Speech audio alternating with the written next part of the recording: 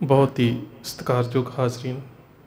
आओ सब तो पहला गुरुदेव पातशाह की बख्शिश पवित्र फतेह बुलंद करिए। सत्कार सहित आखना जी वाहिगुरू जी का खालसा वाहिगुरू जी की फतेह।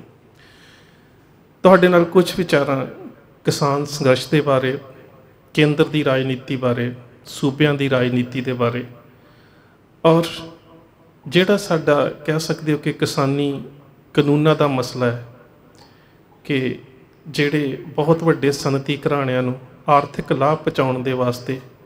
ये कानून बनाए जा रहे हैं। ਇਹਦਾ किते ना किते राजनीतिक पद्धर के उपर भी सਦੀवी हल ਲੱਭਣ की जरूरत है। ਇਹਦੇ 'ਚ कोई शक नहीं कि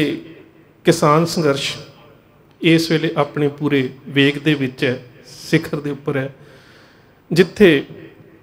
दिल्ली के बार्डर के उपर बैठे किसानों नूं, किसान जथेबंदियों नूं तकरीबन एक लंबा अरसा हो गया। उस दे बावजूद इन्ने लंबे संघर्ष का चलना, लोगों का सहयोग मिलना, खास करके उत्तरी भारत के विचों इन्ने वड्डे पद्धर के उपर लोगों का सहयोग मिलना, तो उहदे नाल ये जिहड़ा संघर्ष है अपने आप दे विच इतिहास का एक विलक्षण संघर्ष बन चुका है। उस तो बाद मुजफ्फरनगर दे विच इन्ना भारी इकट्ठ और किते ना किते उसने सूबा ही नहीं बल्कि केंद्र सरकार नूं भी हिला के रख दिता है। करनाल दे विच जिस तरह के नाल किसानों के उपर तशद्दद किया गया और उस तो बाद उस तशद्दद के खिलाफ जिस तरह का शांतमई संघर्ष किसान जथेबंदियां ने प्रशासन के खिलाफ किया है, किते ना किते सूबे की सरकार दीयां जड़ां उस तो भी हिलियां हुई ने। हुण समस्या ये है कि संघर्ष जिहड़ा बहुत वड्डे पद्धर दा और इहदे च कोई शक नहीं है कि उत्तरी खित्ता जिहड़ा ਉਹਦੇ ਵਿੱਚ हरियाणा आ जाता है, हिमाचल आ जाता है, पंजाब आ जाता है, दिल्ली के नेड़े के इलाके आ जाते हैं, उत्तर प्रदेश आ जाता है। इनू जेकर छड्ड के भी असीं वेखीए तां बंगाल दे विच भी किते ना किते इस संघर्ष का किसी न किसी पक्ष तो वोटां दे उपर असर जरूर पिया है। पर जदों असीं हरियाणा, पंजाब, जम्मू कश्मीर, हिमाचल की गल करते हैं तो किते ना किते ये गल बड़ी स्पष्ट है कि इत्थों के जिहड़े लोग ने वो सारे ही मानसिक तौर पर इस संघर्ष के नाल जुड़े हुए हैं, चाहे वो किसी भी राजनीतिक धिर दे नाल संबंध रखते हैं या फिर वो किसी किसान यूनीयन के नाल संबंध रखते हैं या नहीं रखते।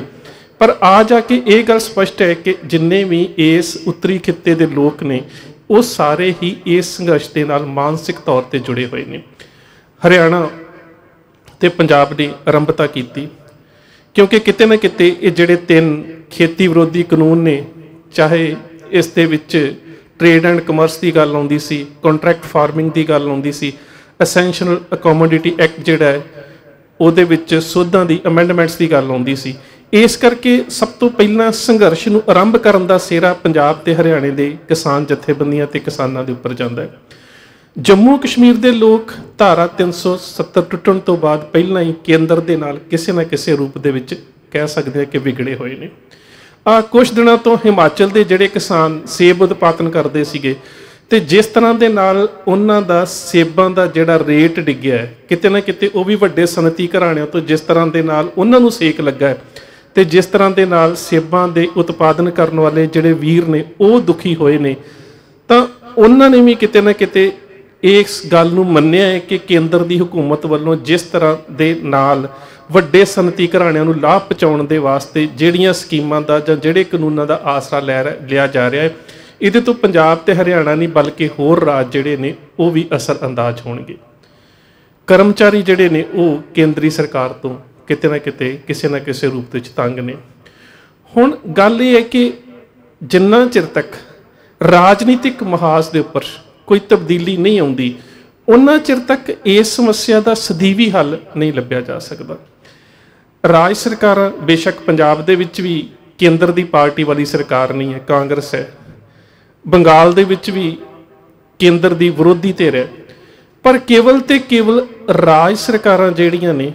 वो इन्हां खेती विरोधी कानूनां दे विच कोई बहुत ज़्यादा कह सकते हो कि असर अंदाज नहीं हो सकदियां। इस करके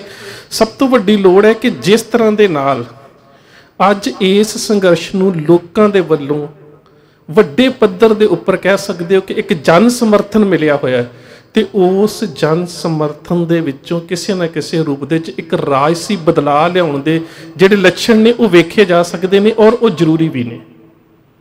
ਕਿਉਂਕਿ ਕੇਵਲ ਤੇ ਕੇਵਲ ਰਾਜ ਸਰਕਾਰਾਂ ਦੀ ਜਿੱਤ ਜਿਹੜੀ ਹੈ ਉਹ ਕੋਈ ਇੰਨੀ ਵੱਡੀ ਅਹਿਮੀਅਤ ਨਹੀਂ ਰੱਖਦੀ ਜਿੰਨਾ ਚਿਰ ਤੱਕ ਕਿਸਾਨ ਜਥੇਬੰਦੀਆਂ ਜਾਂ ਫਿਰ ਕਿਸਾਨਾਂ ਦੇ ਹਿੱਤਾਂ ਨੂੰ ਸਮਰਥਕ ਰਾਜਨੀਤਿਕ ਧਿਰਾਂ ਦੇ ਨੁਮਾਇੰਦੇ ਕੇਂਦਰ ਦੇ ਵਿੱਚ ਵੱਡੀ ਗਿਣਤੀ ਦੇ ਵਿੱਚ ਨਹੀਂ ਜਾਂਦੇ, ਉਹਨਾਂ ਚਿਰ ਤੱਕ। ਹੁਣ ਅਸੀਂ ਵੇਖਦੇ ਹਾਂ ਕਿ ਜੇਕਰ ਰਾਜ ਦੇ ਵਿੱਚ ਸਰਕਾਰ ਬਣ ਵੀ ਜਾਵੇ ਤੇ ਕੇਂਦਰ ਦੇ ਵੱਲੋਂ ਰਾਜਾਂ ਦੇ ਅਧਿਕਾਰ ਤਾਂ ਖਤਮ ਕੀਤੇ ਜਾ ਰਹੇ ਆ। ਜਦੋਂ ਕਿਸਾਨ ਸੰਘਰਸ਼ ਆਰੰਭ ਹੀ ਹੋਇਆ ਸੀ ਤਾਂ ਜਿਹੜੀਆਂ ਪਹਿਲੇ ਦਿਨ ਕੇਂਦਰ ਸਰਕਾਰ ਨੂੰ ਮੰਗਾਂ ਦਾ ਚਿੱਠਾ ਦਿੱਤਾ ਗਿਆ ਸੀ ਉਹਦੇ ਵਿੱਚ ਇਹ ਵੀ ਗੱਲ ਸੀ ਕਿ ਜਿਹੜੇ ਰਾਜ ਨੇ ਉਹਨਾਂ ਦਾ ਜਿਹੜਾ ਫੈਡਰਲ ਸਟਰਕਚਰ ਹੈ, ਜਿਹੜੀ ਖੁਦ ਮੁਖਤਿਆਰੀ ਹੈ, ਉਸ ਨੂੰ ਬਹਾਲ ਕੀਤਾ ਜਾਵੇ। ਹੁਣ ਗੱਲ ਇਹ ਹੈ ਕਿ ਜਿੰਨਾ ਚਿਰ ਤੱਕ ਇੱਕ ਰਾਜਨੀਤਿਕ ਮੁਹਾਜ਼ ਦੇ ਉੱਪਰ ਕਹਿ ਸਕਦੇ ਹੋ, ਦੂਜੇ ਸ਼ਬਦਾਂ ਵਿੱਚ ਕੇਂਦਰ ਦੀ ਸੱਤਾ ਦੇ ਉੱਪਰ ਇੱਕ ਵੱਡੀ ਉਹ ਧਿਰ ਕਾਬਜ਼ ਨਹੀਂ ਹੁੰਦੀ ਜਿਹੜੀ ਧਿਰ ਆਮ ਕਿਰਤੀਆਂ ਦੀ, ਮਜ਼ਦੂਰਾਂ ਦੀ, ਕਿਸਾਨਾਂ ਦੀ, ਕਾਮਿਆਂ ਦੀ, ਕਰਮਚਾਰੀਆਂ ਦੀ, ਇਹਨਾਂ ਦੀ ਗੱਲ ਕਰ ਸਕੇ ਤੇ ਇਹਨਾਂ ਦੀ ਕਹਿ ਸਕਦੇ ਹੋ ਕਿ ਹੱਕਾਂ ਦੀ ਕਿਸੇ ਨਾ ਕਿਸੇ ਰੂਪ ਦੇ ਵਿੱਚ ਰਹਿਨੁਮਾਈ ਕਰ ਸਕੇ। ਜਿੰਨਾ ਚਿਰ ਤੱਕ ਇਵੇਂ ਦੀ ਧਿਰ ਪੈਦਾ ਨਹੀਂ ਹੁੰਦੀ ਉਹਨਾਂ ਚਿਰ ਤੱਕ ਸੰਘਰਸ਼ ਤਾਂ ਬੜੇ ਲੰਬੇ ਚਲਾਏ ਜਾ ਸਕਦੇ ਨੇ, ਪਰ ਬਦਲਾਅ ਜਿਹੜਾ ਹੈ ਉਸ ਦੀ ਆਸ ਰੱਖਣੀ ਬੜੀ ਔਖੀ ਹੈ। ਔਰ ਇਹਦੇ ਵਾਸਤੇ ਸਭ ਤੋਂ ਅਹਿਮ ਗੱਲ ਹੈ ਕਿ ਜਿੰਨਾ ਚਿਰ ਤੱਕ ਸਾਰੇ ਸੰਘਰਸ਼ ਦੇ ਵਿੱਚ ਸਾਰੀਆਂ ਧਿਰਾਂ ਦੇ ਵੱਲੋਂ ਜਿਹੜੀ ਇਲੈਕਟ੍ਰੋਨਿਕ ਵੋਟਿੰਗ ਮਸ਼ੀਨ ਹੈ, ਜਿੰਨਾ ਚਿਰ ਤੱਕ ਉਹਦੇ ਉੱਪਰ ਪਾਬੰਦੀ ਦੀ ਜਾਂ ਕਹਿ ਸਕਦੇ ਆ ਕਿ ਉਹਨੂੰ ਖਤਮ ਕਰਕੇ ਬੈਲਟ ਪੇਪਰ ਦੀ ਗੱਲ ਸਾਹਮਣੇ ਨਹੀਂ ਆਉਂਦੀ, ਉਹ ਮੰਗ ਨਹੀਂ ਰੱਖੀ ਜਾਂਦੀ, ਜਾਂ ਫਿਰ ਇਹ EVM ਦੇ ਰਾਹੀਂ ਜਿਹੜਾ ਚੁਣਾਵ ਹੈ ਜਿੰਨਾ ਚਿਰ ਇਹਦੇ ਉੱਪਰ ਪਾਬੰਦੀ ਦੀ ਗੱਲ ਨਹੀਂ ਚੱਲਦੀ ਉਹਨਾਂ ਚਿਰ ਤੱਕ ਕੋਈ ਬਹੁਤ ਵੱਡਾ ਮੈਂ ਸਮਝਦਾ ਕਿ ਰਾਜਨੀਤਿਕ ਬਦਲਾਅ ਲਿਆਉਣਾ ਬਹੁਤ ਔਖਾ ਹੈ। ਇਹਦੇ ਵਾਸਤੇ ਕਿਤੇ ਨਾ ਕਿਤੇ ਜਿਹੜੀ ਜੀਓਪੋਲਿਟਿਕਸ ਹੈ ਉਹਨੂੰ ਸਮਝਣਾ ਬਹੁਤ ਜ਼ਰੂਰੀ ਹੈ, ਕਿਉਂਕਿ ਸਾਨੂੰ ਕਈ ਵਾਰੀ ਭਰੋਸੇ ਦੇ ਵਿੱਚ ਰੱਖਣ ਦੇ ਵਾਸਤੇ ਬਹੁਤ ਸਾਰੇ ਜਰਨਲਿਸਟ ਜਿਹੜੇ ਨੇ ਉਹਨਾਂ ਦਾ ਵਿਚਾਰ ਇਹੀ ਹੈ ਕਿ ਲੋਕਾਂ ਦੇ ਵਿੱਚ ਇੱਕ ਭਰੋਸਾ ਪੈਦਾ ਕਰਨ ਦੇ ਵਾਸਤੇ ਰਾਜਾਂ ਦੇ ਵਿੱਚ ਵਿਰੋਧੀ ਧਿਰ ਨੂੰ ਵੀ ਜਿਤਾ ਲਿਆ ਜਾਂਦਾ ਹੈ, ਪਰ ਜਦੋਂ ਕੇਂਦਰ ਦੀਆਂ ਕਹਿ ਸਕਦੇ ਹੋ ਕਿ ਪਾਰਲੀਮੈਂਟ ਦੀਆਂ ਇਲੈਕਸ਼ਨਸ ਹੁੰਦੀਆਂ ਨੇ ਉਦੋਂ ਫਿਰ ਉਸੇ ਹੀ ਧਿਰ ਨੂੰ ਸੱਤਾ ਦੇ ਵਿੱਚ ਲਿਆਇਆ ਜਾਂਦਾ ਹੈ ਜਿਸ ਦੇ ਨਾਲ ਵੱਡੇ ਸਨਅਤੀ ਘਰਾਣੇ ਖੜੇ ਨੇ। ਇਲੈਕਸ਼ਨ ਕਮਿਸ਼ਨ ਨੇ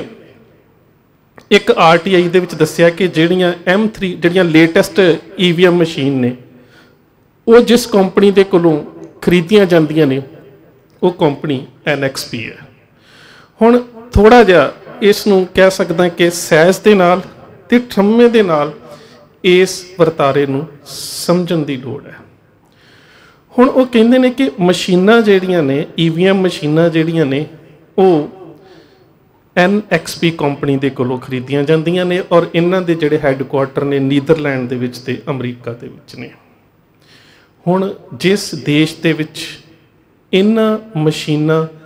ਦੇ ਵਿੱਚ ਪੈਣ ਵਾਲੀਆਂ ਇਲੈਕਟ੍ਰੋਨਿਕਸ ਚਿਪਸ ਬਣਦੀਆਂ ਨੇ, ਜਿਸ ਕੰਪਨੀ ਕੋਲ ਖਰੀਦੀਆਂ ਜਾਂਦੀਆਂ ਨੇ, ਵਿਦੇਸ਼ਾਂ ਦੇ ਵਿੱਚੋਂ ਕੰਪਨੀਆਂ ਨੇ, ਪਰ ਉਹਨਾਂ ਵਿਦੇਸ਼ਾਂ ਦੇ ਵਿੱਚ ਤਾਂ EVM ਮਸ਼ੀਨ ਦੀ ਵਰਤੋਂ ਨਹੀਂ ਹੁੰਦੀ। ਉੱਥੇ ਤਾਂ ਅਮਰੀਕਾ ਦੇ ਵਿੱਚ ਵੀ ਤੇ ਹੋਰ ਦੇਸ਼ਾਂ ਦੇ ਵਿੱਚ ਬੈਲਟ ਪੇਪਰ ਜਿਹੜੇ ਨੇ ਉਹਨਾਂ ਦੀ ਵਰਤੋਂ ਕੀਤੀ ਜਾਂਦੀ ਹੈ ਔਰ ਕਿਹਾ ਜਾਂਦਾ ਹੈ ਕਿ ਉਹਨਾਂ ਦੇ ਕੋਲੋਂ ਜਿਹੜੀਆਂ ਖਾਲੀ ਚਿਪ ਜਿਹੜੀਆਂ ਹੁੰਦੀਆਂ ਨੇ ਉਹ ਖਰੀਦੀਆਂ ਜਾਂਦੀਆਂ ਨੇ ਤੇ ਉਹਨਾਂ ਦੇ ਵਿੱਚ ਜਿਹੜੇ ਕੋਡ ਭਰੇ ਜਾਂਦੇ ਨੇ ਉਹ ਭਾਰਤ ਇਲੈਕਟ੍ਰੋਨਿਕਸ ਦੇ ਵੱਲੋਂ ਤੇ ਇੱਕ ਹੋਰ company electronics company of India ਇਹਨਾਂ ਦੇ ਵੱਲੋਂ ਜਿਹੜੇ ਨੇ ਇਹਨਾਂ ਦੇ ਜਿਹੜੇ ਇੰਜੀਨੀਅਰ ਨੇ ਉਹ ਇਹਨਾਂ ਦੇ ਵਿੱਚ ਸੋਰਸ ਕੋਡ ਭਰਦੇ ਨੇ। ਹੁਣ ਥੋੜ੍ਹਾ ਜਿਹਾ ਇਸ ਦੇ ਪਿਛੋਕੜ ਨੂੰ ਸਮਝਣ ਦੀ ਲੋੜ ਹੈ। ਵੈਸੇ ਮੈਂ ਕੁਝ ਸਮਾਂ ਪਹਿਲਾਂ ਇੱਕ ਵੀਡੀਓ ਟਾਈਟੈਨਿਕ ਜਹਾਜ਼ ਦੇ ਡੁੱਬਣ ਸੰਬੰਧੀ ਕੀਤੀ ਸੀ, ਸਮੁੰਦਰੀ ਜਹਾਜ਼ ਦੇ, ਉਹਦੇ ਵਿੱਚ ਮੈਂ ਥੋੜ੍ਹਾ ਜਿਹਾ ਇਸ ਮੁੱਦੇ ਨੂੰ ਖੋਲ੍ਹਿਆ ਸੀ ਤੇ ਹੁਣ ਫਿਰ ਇਹੀ ਬੇਨਤੀ ਕਰੂੰਗਾ ਕਿ ਇਸ ਮੁੱਦੇ ਦੇ ਉੱਪਰ ਥੋੜ੍ਹਾ ਜਿਹਾ ਧਿਆਨ ਕੇਂਦਰਿਤ ਕਰਨ ਦੀ ਲੋੜ ਹੈ। ਤੁਹਾਨੂੰ ਯਾਦ ਹੋਏਗਾ ਕਿ 8 ਮਾਰਚ 2014 ਨੂੰ ਮਲੇਸ਼ੀਅਨ ਏਅਰਲਾਈਨ ਦਾ ਜਹਾਜ਼ ਲਾਪਤਾ ਹੋਇਆ ਸੀ, ਅਜੇ ਤੱਕ ਨਹੀਂ ਲੱਭਾ। 239 ਯਾਤਰੀ ਉਹਦੇ ਵਿੱਚ ਸੀ, ਅਜੇ ਤੱਕ ਨਹੀਂ ਪਤਾ ਲੱਗ ਸਕਿਆ ਉਹ ਕਿੱਥੇ ਡੁੱਬਾ ਹੈ, ਕਿੱਥੇ ਚਲਾ ਗਿਆ, ਕਿੱਥੇ ਉਹਦਾ ਮਲਬਾ ਗਿਆ, ਕੁਝ ਵੀ ਨਹੀਂ ਲੱਭਾ। ਉਹਦੇ ਵਿੱਚ ਇੱਕ ਸੈਮੀਕੰਡਕਟਰ ਬਣਾਉਣ ਵਾਲੀ ਕੰਪਨੀ ਫ੍ਰੀ ਸਕੇਲ ਦੇ 20 ਜਿਹੜੇ ਕਹਿ ਸਕਦੇ ਹੋ ਕਿ ਕਰਮਚਾਰੀ ਸੀ, ਜਿਨ੍ਹਾਂ ਦੇ ਵਿੱਚੋਂ 4 ਉਹ ਕਰਮਚਾਰੀ ਸੀ ਜਿਨ੍ਹਾਂ ਦਾ ਫ੍ਰੀ ਸਕੇਲ ਸੈਮੀਕੰਡਕਟਰ ਕੰਪਨੀ ਦੇ ਵਿੱਚ 20% ਹਿੱਸਾ ਸੀ, ਭਾਵ ਕਿ 20% 4 ਜਣਿਆਂ ਦਾ ਹਿੱਸਾ ਯਾਨੀ ਕਿ 80% ਹਿੱਸੇ ਦੀ ਉਹ ਮਲਕੀਅਤ ਰੱਖਦੇ ਸਨ। ਤੇ ਕੰਪਨੀ ਦਾ ਆਪਣਾ ਹਿੱਸਾ ਜਿਹੜਾ ਸੀ 20% ਸੀ। ਔਰ ਇਸ ਤੋਂ ਇਲਾਵਾ ਇਸ ਕੰਪਨੀ ਦੇ ਵਿੱਚ ਹੋਰ ਵੀ ਕਈ ਵੱਡਿਆਂ ਘਰਾਣਿਆਂ ਦੇ ਸ਼ੇਅਰ ਸੀ ਜਿਹਦੀ ਅੱਗੇ ਗੱਲ ਕਰਦੇ ਹਾਂ। ਪਰ ਇਹ ਜਦੋਂ 4 ਉਹਨਾਂ ਦੇ ਇੰਜੀਨੀਅਰ ਜਿਹੜੇ 20% ਦੇ ਹਿੱਸੇਦਾਰ ਸਨ, ਉਹਨਾਂ ਦੀ ਮੌਤ ਤੋਂ ਬਾਅਦ ਉਹਨਾਂ ਦਾ ਵੀ 80% ਜਿਹੜਾ ਸੀਗਾ ਉਹ ਕੰਪਨੀ ਦੇ ਕੋਲ ਚਲਾ ਗਿਆ। ਭਾਵ ਕਿ 100% ਦੀ ਮਲਕੀਅਤ ਜਿਹੜੀ ਹੈ ਉਹ ਕੰਪਨੀ ਦੀ ਹੋ ਗਈ। ਜਦੋਂ 100% ਕੰਪਨੀ ਦੀ ਮਲਕੀਅਤ ਹੋ ਗਈ ਤੇ ਉਸ ਤੋਂ ਬਾਅਦ ਇਹ ਜਿਹੜੀ ਫ੍ਰੀ ਸਕੇਲ ਕੰਪਨੀ ਸੀ, ਇਹਦੇ ਵਿੱਚ ਇੱਕ ਗਰੁੱਪ ਦਾ ਪੈਸਾ ਲੱਗਾ ਸੀ। ਕਹਿ ਸਕਦੇ ਇੱਕ ਬਹੁਤ ਵੱਡਾ ਸ਼ੇਅਰ ਹੋਲਡਰ ਸੀ ਇਸ ਗਰੁੱਪ ਦੇ ਵਿੱਚ, ਬਲੈਕਸਟੋਨ ਗਰੁੱਪ। ਤੇ ਜਿਹੜਾ ਬਲੈਕਸਟੋਨ ਗਰੁੱਪ ਹੈ ਉਹ ਵਿਸ਼ਵ ਦੇ ਸਭ ਤੋਂ ਵੱਡੇ ਬੈਂਕਰ ਘਰਾਣੇ ਰੌਥਸ਼ਾਇਲਡਸ ਦਾ ਹੈ। ਰੌਥਸ਼ਾਇਲਡਸ ਦੇ ਬਾਰੇ ਜਾਂ ਲੂਮੀਨਾਤੀ ਦੇ ਬਾਰੇ ਮੇਰੀਆਂ ਇਸੇ ਚੈਨਲ ਦੇ ਉੱਪਰ 2 ਵੀਡੀਓਜ਼ ਪਈਆਂ ਨੇ। ਕਿਸ ਤਰ੍ਹਾਂ ਦੇ ਨਾਲ ਸੰਸਾਰ ਨੂੰ ਉਹ ਆਪਣੇ ਸਨਅਤੀ ਹੱਥਕੰਡਿਆਂ ਦੇ ਨਾਲ ਬੈਂਕਿੰਗ ਖੇਤਰ ਦੇ ਵਿੱਚ ਆ ਕੇ ਜਾਂ ਸਾਰੀ ਦੁਨੀਆ ਦੀ ਆਰਥਿਕ ਆਜ਼ਾਦੀ ਜਿਹੜੀ ਹੈ ਉਹ ਆਪਣੇ ਕਬਜ਼ੇ 'ਚ ਕਰਨ ਦੇ ਵਾਸਤੇ ਉਹ ਕਿਸ ਤਰ੍ਹਾਂ ਕਾਰਜ ਕਰਦੇ ਨੇ, ਉਹ ਸਾਰਾ ਜਿਹੜਾ ਤੁਸੀਂ ਉਹਨਾਂ ਵੀਡੀਓਜ਼ ਦੇ ਵਿੱਚ ਵੇਖ ਸਕਦੇ ਹੋ। ਹੁਣ ਫਿਲਹਾਲ ਕੇਵਲ EVM ਦੀ ਗੱਲ ਕਰਦੇ ਹਾਂ। ਹੁਣ ਫ੍ਰੀ ਸਕੇਲ ਕੰਪਨੀ ਜਿਹੜੀ ਕਹਿ ਸਕਦੇ ਹੋ ਕਿ ਆਪਣੇ ਆਪ ਦੇ ਵਿੱਚ ਹੁਣ 100% ਦੀ ਮਲਕੀਅਤ ਰੱਖਦੀ ਸੀ, ਕਿਉਂਕਿ ਜਿਹੜੇ 4 ਚੀਨੀ ਹਿੱਸੇਦਾਰ ਸੀ ਉਹ ਖਤਮ ਹੋ ਚੁੱਕੇ ਸੀ। ਉਹਦੇ ਵਿੱਚ ਜਿਸ ਗਰੁੱਪ ਦਾ ਪੈਸਾ ਲੱਗਾ ਸੀ ਬਲੈਕਸਟੋਨ ਦਾ, ਉਹ ਰੌਥਸ਼ਾਇਲਡ ਦਾ ਸੀ। ਉਸ ਤੋਂ ਬਾਅਦ ਇਹ ਜਿਹੜੀ ਫ੍ਰੀ ਸਕੇਲ ਕੰਪਨੀ ਹੈ ਇਹ NXP ਦੇ ਵਿੱਚ ਅਮਰਜ ਹੋ ਜਾਂਦੀ ਹੈ। ਔਰ ਜਿਹੜੀ NXP ਕੰਪਨੀ ਹੈ, ਜਦੋਂ ਉਸਨੇ ਫਿਲਿਪਸ ਸੈਮੀ ਕੰਡੈਂਸਰ ਜਿਹੜੀ ਕੰਪਨੀ ਸੀ ਉਹਦੇ ਕਹਿ ਸਕਦੇ ਹੋ ਕਿ ਉਹਨੂੰ ਆਪਣੇ 'ਚ ਅਮਰਜ ਕੀਤਾ ਸੀ, ਤਾਂ ਉਸ ਸਮੇਂ ਇਹਦੇ ਵਿੱਚ ਪੈਸਾ ਲਾਇਆ ਸੀ ਸਿਲਵਰ ਲੇਕ, ਅਮਰੀਕਾ ਦੀ ਇੱਕ ਇਕੁਇਟੀ ਫਰਮ ਹੈ। ਤੇ ਹੁਣ NXP ਦੇ ਕੋਲ ਸਾਰਾ ਆ ਜਾਂਦਾ ਹੈ ਫ੍ਰੀ ਸਕੇਲ ਦਾ ਕੰਮ, ਜਿਹੜੀ ਕਿ ਇਹਨਾਂ ਇਲੈਕਟ੍ਰੋਨਿਕ ਮਸ਼ੀਨਾਂ ਦੇ ਵਾਸਤੇ ਜਿਹੜੀ ਹੈ ਉਹ ਚਿੱਪਾਂ ਤਿਆਰ ਕਰਦੀ ਹੈ ਤੇ ਜਿਨ੍ਹਾਂ ਦੇ ਵਿੱਚ ਬਾਅਦ ਦੇ ਵਿੱਚ ਸੋਰਸ ਕੋਡ ਜਿਹੜੇ ਨੇ ਉਹ ਭਰੇ ਜਾਂਦੇ ਨੇ। ਤੁਹਾਨੂੰ ਯਾਦ ਹੋਵੇਗਾ ਕਿ ਅਮਰੀਕਾ ਦੇ ਵਿੱਚ ਟਰੰਪ ਦੇ ਸਮੇਂ ਮੋਦੀ ਹੌਡੀ ਨਾਂ ਦਾ ਇੱਕ ਬਹੁਤ ਵੱਡੀ ਰੈਲੀ ਕਰਾਈ ਗਈ ਸੀ ਤੇ ਉਹਦੇ ਵਿੱਚ ਜਿਹੜਾ ਮੁੱਖ ਸਪਾਂਸਰ ਸੀ ਉਹ ਪੇਪਾਲ ਕੰਪਨੀ ਦਾ ਕੋ-ਫਾਊਂਡਰ ਮਿਸਟਰ ਪੀਟਰ ਸੀ। ਹੁਣ ਤੁਸੀਂ ਵੇਖੋ ਕਿ ਪੇਪਾਲ ਤੇ NXP ਇਹਨਾਂ ਦੇ ਵਿੱਚ ਵੀ ਇੱਕ ਸਾਂਝ ਹੈ ਕਿ ਦੋਹਾਂ ਕੰਪਨੀਆਂ ਦੇ ਵਿੱਚ ਇੱਕ ਵਿਅਕਤੀ ਵੱਡਾ ਸ਼ੇਅਰ ਹੋਲਡਰ ਹੈ, ਉਹ ਹੈ ਡੈਨੀਅਲ ਲੋਏਬ, ਜਿਹੜਾ ਕਿ ਅਮਰੀਕਾ ਦਾ ਇੱਕ ਵੱਡਾ ਪੋਲੀਟੀਕਲ ਐਕਟਿਵਿਸਟ ਹੈ। ਸ਼ਾਇਦ ਜਦੋਂ ਮੈਂ ਪਿਛਲੀ ਵੀਡੀਓ ਬਣਾਈ ਸੀ ਟਾਈਟੈਨਿਕ ਦੇ ਬਾਰੇ ਤੇ ਉਦੋਂ ਮੈਂ ਇਹ ਗੱਲ ਕੀਤੀ ਸੀ ਕਿ ਕੁਆਲਕਾਮ ਕੰਪਨੀ ਨੇ ਇਸ ਨੂੰ ਖਰੀਦ ਲਿਆ NXP ਨੂੰ। ਪਰ ਮੈਂ ਪਿੱਛੇ ਜੇ ਕੁਝ ਮਹੀਨੇ ਪਹਿਲਾਂ ਜਦੋਂ ਉਹਨਾਂ ਦੇ CEO ਦੀ ਤਬਦੀਲੀ ਹੋਈ ਤਾਂ ਉਸ ਖਬਰ ਦੇ ਵਿੱਚ ਮੈਂ ਪੜ੍ਹਿਆ ਸੀਗਾ ਕਿ ਨਹੀਂ, ਕੁਆਲਕਾਮ ਕੰਪਨੀ ਜਿਹੜੀ ਸੀਗੀ ਉਹਦੀ ਜਿਹੜੀ ਡੀਲ ਹੋ ਰਹੀ ਸੀ NXP ਦੇ ਨਾਲ, ਉਹ ਚੀਨ ਤੇ ਅਮਰੀਕਾ ਨੇ ਕਿਸੇ ਤਰੀਕੇ ਦੇ ਨਾਲ ਦਖਲ ਦੇ ਕੇ ਜਿਹੜੀ ਆ ਉਹ ਸਿਰੇ ਨਹੀਂ ਚੜ੍ਹਨ ਦਿੱਤੀ ਤੇ ਕੁਆਲਕਾਮ ਨੇ ਇਸ ਨੂੰ ਆਪਣੇ ਦੇ ਵਿੱਚ ਇਮਰਜ ਕਰਨ ਤੋਂ ਇਨਕਾਰ ਕਰ ਦਿੱਤਾ। ਹੁਣ ਸਾਰੀ ਖੇਡ ਸਮਝ ਆ ਸਕਦੀ ਹੈ ਕਿ ਜਿਸ ਕੰਪਨੀ ਦੇ ਵੱਲੋਂ EVM ਮਸ਼ੀਨ ਦੀਆਂ ਚਿਪਸ ਤਿਆਰ ਕੀਤੀਆਂ ਜਾਂਦੀਆਂ ਨੇ, ਸੋਰਸ ਕੋਡ ਜਿਹੜੇ ਨੇ ਉਹ ਭਾਰਤ ਵਿੱਚ ਆ ਕੇ ਭਰੇ ਜਾਂਦੇ ਨੇ ਤੇ ਉਹ ਜਿਹੜੀਆਂ ਮਸ਼ੀਨਾਂ ਬਣਾਉਣ ਵਾਲੀਆਂ ਕੰਪਨੀਆਂ ਨੇ ਉਹਨਾਂ ਦੀਆਂ ਤਾਰਾਂ ਕਿੱਥੇ ਜੁੜਦੀਆਂ ਨੇ। ਮੇਰਾ ਕਹਿਣ ਤੋਂ ਭਾਵ ਇਹ ਹੈ ਕਿ ਜਿੰਨਾ ਚਿਰ ਤੱਕ ਇਹ ਬਹੁਤ ਵੱਡੇ ਵਪਾਰਕ ਅਦਾਰੇ ਰਾਜਨੀਤੀ ਦੇ ਜਿਹੜੇ ਖਿਡਾਰੀ ਨੇ ਉਹਨਾਂ ਦੇ ਉੱਪਰ ਕਾਬਜ਼ ਨੇ, ਭਾਵ ਕਿ ਜਿਹੜੇ ਅੱਜ ਸਾਨੂੰ ਰਾਜਨੀਤੀ ਦੇ ਮੋਹਰੇ ਦਿਸ ਰਹੇ ਨੇ, ਇਹ ਕੇਵਲ ਕਠਪੁਤਲੀਆਂ ਨੇ। ਇਹਨਾਂ ਦੀਆਂ ਤਾਰਾਂ ਜਿਹੜੀਆਂ ਨੇ ਉਹ ਵਿਸ਼ਵ ਦੇ ਵੱਡੇ ਬੈਂਕਰਾਂ ਦੇ ਹੱਥਾਂ ਦੇ ਵਿੱਚ ਨੇ ਤੇ ਉਹਨਾਂ ਨੂੰ ਪਤਾ ਹੈ ਕਿ ਇਹਨਾਂ ਨੂੰ ਕਿਵੇਂ ਸੱਤਾ ਦੇ ਵਿੱਚ ਲੈ ਕੇ ਆਉਣਾ ਹੈ ਤੇ ਕਿਸ ਦੇਸ਼ ਦੀ ਰਾਜਨੀਤੀ ਨੂੰ ਆਪਣੇ ਹੱਥਾਂ ਦੇ ਵਿੱਚ ਕਰਕੇ ਉਸ ਦੇਸ਼ ਦੇ ਸਾਰੇ ਖਜ਼ਾਨੇ ਨੂੰ ਲੁੱਟਣਾ ਹੈ। ਇਸੇ ਚੀਜ਼ ਨੂੰ ਜੀਓਪੋਲਿਟਿਕਸ ਕਿਹਾ ਜਾਂਦਾ ਹੈ ਔਰ ਇਸੇ ਨੂੰ ਹੀ ਅੱਜ ਦੇ ਸਮੇਂ 'ਚ ਸਮਝਣਾ ਜ਼ਰੂਰੀ ਹੈ ਕਿ ਅੱਜ ਕੱਲ੍ਹ ਦੇਸ਼ ਦੀ ਜ਼ਮੀਨ 'ਤੇ ਕਬਜ਼ਾ ਨਹੀਂ ਕਰਦੇ, ਬਲਕਿ ਜ਼ਮੀਨ 'ਚੋਂ ਪੈਦਾ ਹੋਣ ਵਾਲੀ ਪੈਦਾਵਾਰ ਦੇ ਉੱਪਰ ਕਬਜ਼ਾ ਕਰਦੇ ਨੇ। ਕੋਈ ਸਮਾਂ ਸੀ ਜਿਹੜੀਆਂ ਦੇਸ਼ਾਂ ਨੂੰ ਲੜਾ ਕੇ ਜਿਹੜੀਆਂ ਵੱਡੀਆਂ ਇਹ ਬੈਂਕਰਸ ਤਾਕਤਾਂ ਸੀਗੀਆਂ, ਇਹਨਾਂ ਨੇ ਪਹਿਲੀ ਤੇ ਦੂਜੀ ਵਿਸ਼ਵ ਜੰਗ ਦੇ ਦੌਰਾਨ ਹਥਿਆਰਾਂ ਨੂੰ ਵੇਚ ਕੇ ਬਹੁਤ ਪੈਸਾ ਕਮਾਇਆ। ਉਸ ਤੋਂ ਬਾਅਦ ਦਵਾਈਆਂ ਦੇ ਵਿੱਚੋਂ ਬਹੁਤ ਪੈਸਾ ਕਮਾਇਆ ਉਸ ਤੋਂ ਬਾਅਦ ਤੇਲ ਕੰਪਨੀਆਂ ਦੇ ਉੱਪਰ ਅੱਜ ਜਿੰਨੀ ਅਰਬ ਦੇ ਵਿੱਚ ਜਿਹੜੀ ਲੜਾਈ ਹੈ ਉਹ ਆ ਜਾ ਕੇ ਜ਼ਮੀਨੀ ਕਬਜ਼ੇ ਦੀ ਨਹੀਂ ਸੀ, ਜ਼ਮੀਨ ਚੋਂ ਨਿਕਲਦੇ ਤੇਲ ਦੇ ਕਬਜ਼ੇ ਦੀ ਸੀ। ਇੱਕ ਵੱਡੇ ਰੂਪ ਦੇ ਵਿੱਚ ਉੱਥੋਂ ਕਮਾਈ ਕੀਤੀ। ਤੇ ਹੁਣ ਜਿਹੜਾ ਅਨਾਜ ਦਾ ਖੇਤਰ ਰਹਿ ਗਿਆ ਜਿਹਦੇ ਵਿੱਚ ਵੱਧ ਤੋਂ ਵੱਧ ਜਿਹੜੀ ਕਮਾਈ ਕੀਤੀ ਜਾ ਸਕਦੀ ਹੈ। ਤੋ ਜਿੰਨਾ ਚਿਰ ਤੱਕ ਇਹ ਸਾਡੇ ਜਿੰਨੇ ਵੀ ਸੰਘਰਸ਼ੀਲ ਵੀਰ ਨੇ ਇਸ ਚੀਜ਼ ਨੂੰ ਸਮਝਦੇ ਨਹੀਂ ਹੈ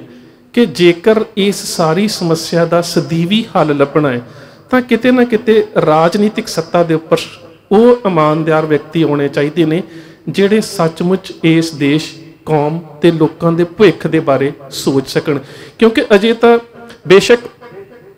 ਪੰਜਾਬ ਦੇ ਵਿੱਚ ਕੇਵਲ ਕਿਸਾਨ ਮਜ਼ਦੂਰ, ਆੜਤੀ, ਕਿਰਤੀ, ਖੇਤ ਮਜ਼ਦੂਰ ਕੇਵਲ ਇਹੀ ਤੰਗ ਨਹੀਂ ਹੈ। ਤੁਸੀਂ ਆਮ ਛੋਟੇ ਦੁਕਾਨਦਾਰ ਦੇ ਕੋਲ ਜਾਓ ਨਾ ਤਾਂ ਉਹ ਵੀ ਤੰਗ ਹੈ, ਕਿਤੇ ਨਾ ਕਿਤੇ ਉਹ ਵੀ ਦੁਖੀ ਹੈ। ਪਰ ਉਹਦੇ ਦੁਆਲੇ ਇੱਕ ਭੈ ਦੀ ਰਾਜਨੀਤੀ ਜਿਹੜੀ ਹੈ ਉਹ ਸਿਰਜ ਦਿੱਤੀ ਗਈ ਹੈ ਕਿ ਨਹੀਂ, ਜੇਕਰ ਤੇਰੇ ਕੋਲ ਇਹ ਰਾਜਨੀਤਿਕ ਧਿਰ ਨਹੀਂ ਹੋਵੇਗੀ ਤਾਂ ਤੂੰ ਇੱਥੇ ਸਰਵਾਈਵ ਨਹੀਂ ਕਰੇਗਾ, ਕਿਤੇ ਤੈਨੂੰ ਕਿਸੇ ਤੋਂ ਖਤਰਾ ਹੈ, ਕਿਤੇ ਤੈਨੂੰ ਕਿਸੇ ਤੋਂ ਖਤਰਾ। ਉਹ ਭੈ ਦੀ ਰਾਜਨੀਤੀ ਜਿਹੜੀ ਸਿਰਜੀ ਗਈ ਹੈ ਜਿਸ ਨੂੰ ਅਸੀਂ ਫਾਸਿਜ਼ਮ ਵੀ ਕਹਿੰਦੇ ਹਾਂ। ਮੈਂ ਅਗਲੇ ਵਿਸ਼ੇ ਦੇ ਵਿੱਚ ਉਸ ਨੂੰ ਪੂਰਾ ਕਰਨ ਦਾ ਜ਼ਰੂਰ ਯਤਨ ਕਰਾਂਗਾ। ਪਰ ਫਿਲਹਾਲ ਇੰਨੀ ਕੁ ਬੇਨਤੀ ਸਾਰੇ ਵੀਰਾਂ ਨੂੰ ਕਿ ਚੰਗੇ ਇੱਕ ਰਾਜਨੀਤਿਕ ਢਾਂਚੇ ਦੀ ਉਸਾਰੀ ਵਾਲੇ ਪਾਸੇ ਜ਼ਰੂਰ ਵਧੋ, ਨਹੀਂ ਤੇ ਇਹਨਾਂ ਸਮੱਸਿਆਵਾਂ ਦਾ ਸਦੀਵੀ ਹੱਲ ਨਹੀਂ ਲੱਭਿਆ ਜਾ ਸਕਦਾ। ਸੋ ਇੰਨੀਆਂ ਕੁ ਬੇਨਤੀਆਂ ਪ੍ਰਵਾਨ। ਫਤਿਹ ਦੀ ਸਾਂਝ, ਪਿਆਰ ਸਹਿਤ ਆਖਣਾ ਜੀ। ਵਾਹਿਗੁਰੂ ਜੀ ਕਾ ਖਾਲਸਾ, ਵਾਹਿਗੁਰੂ ਜੀ ਕੀ ਫਤਿਹ।